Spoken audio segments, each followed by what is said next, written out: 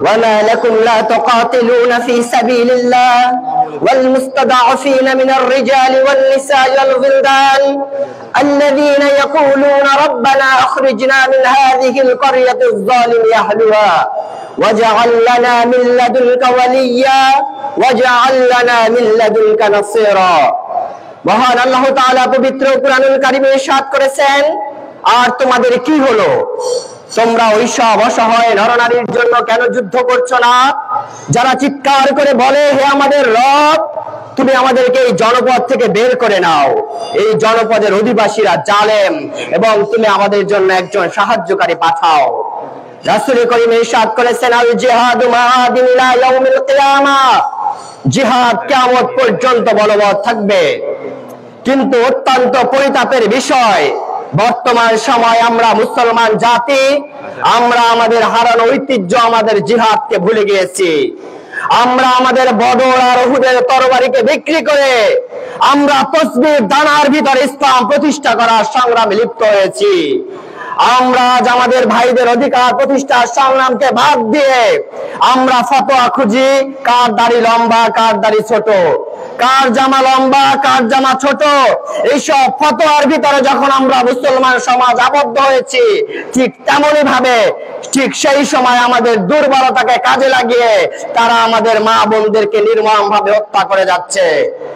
আমি আমার জাতির কাছে উদাত্ত আহ্বান জানাই, আপনি আপনার জায়গা থেকে জেগে উঠুন, আপনি আপনার জায়গা থেকে মুসলমান জাতির অধিকার রক্ষা সংগ্রামে সর্বোচ্চ ভূমিকা পালন করুন।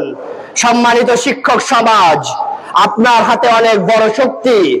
আপনার লেখনের মাধ্যমে, আপনার লেকচারের মাধ্যমে আপনি এমন এক তরুণ সমাজ গড়ে তুলবেন যে তরুণ হবে বর্তমান যুগের সালাউদ্দিন আইয়ুবী, যে তরুণ হবে বাংলাদেশের বুকে, পৃথিবীর বুকে ওমর ইবনুল খাত্তাব, যে তরুণ হয়ে উঠবে একজন ইসলামী যোদ্ধা, যার নেতৃত্ব বলে পুরো পৃথিবীতে ইসলামী শাসন প্রতিষ্ঠিত হওয়ার পাশাপাশি ইসলামের অধিকারগুলো রক্ষা হবে। কিয়ামতের দিন আপনাকে আমাকে আমাদের প্রত্যেকের কর্তব্য সম্পর্কে জিজ্ঞাসা করা হবে এবং বলা হবে, ইকরা কিতাবাকা কাফা বিনাফসিকা ইয়াউমা আলাইকা হাসিবা, তুমি তোমার আমলনামা পড়ো এবং তোমার হিসেবের জন্য তুমিই যথেষ্ট। আপনাকে আমাকে এমন পদক্ষেপ গ্রহণ করতে হবে যে পদক্ষেপের মধ্য দিয়ে কিয়ামতের দিন আমি আল্লাহর কাছে জবাবদিহি করতে পারি যে আল্লাহ, ইসরায়েলের বুকে মানুষ, ইসরায়েল ফিলিস্তিনের বুকে মানুষ মেরেছে, তার প্রতিবাদে আমি এই অবদান রেখেছি। ভারতে মুসলমানদের নির্মমভাবে হত্যা করেছে, তার প্রতিবাদে আমি এই কাজটি করেছি। সম্মানিত উপস্থিতি, এখানে বাংলাদেশের সবচেয়ে গুরুত্বপূর্ণ ব্যক্তিবর্গ উপস্থিত আছেন। আপনারা জিহাদ শব্দটিকে লিবারালাইজ করেন, জঙ্গিবাদের তকমা থেকে এইসব শব্দকে বের করে নিয়ে আসেন। যখন তারা আমাদের ভাইদেরকে, আমাদের মা বোনদেরকে হত্যা করে, তখন তারা জঙ্গিবাদের তকমা পায় না। কিন্তু যখন আমরা জিহাদের কথা বলি, যখন আমাদের অধিকার ফিরিয়ে আনার কথা বলি, তখন পশ্চিমা মিডিয়াগুলো আমাদেরকে জঙ্গিবাদের তকমা দিয়ে চুপ করিয়ে দেয়। এসব ভণ্ডামি বন্ধ করতে হবে। আমাদের ভিতর থেকে জেগে উঠতে হবে সালাউদ্দিন, আমাদের ভিতর থেকে জেগে উঠতে হবে মোহাম্মদ ইবনে কাসেম, আমাদের মধ্য থেকে জেগে উঠতে হবে আবু বকর ওমরের মতো ব্যক্তিত্ব, যাদের নেতৃত্বে পুরো পৃথিবীর মুসলমান সমাজ তারা আবার মুক্তি পাবে, আবার মুসলিম খেলাফত প্রতিষ্ঠিত হবে, মুসলমানরা আবার এক ছায়ার তলে আশ্রয় নেবে। এই মহান সংগ্রামে সর্বোচ্চ ভূমিকা পালন করার জন্য আপনাদের সবাইকে উদাত্ত আহ্বান জানাই।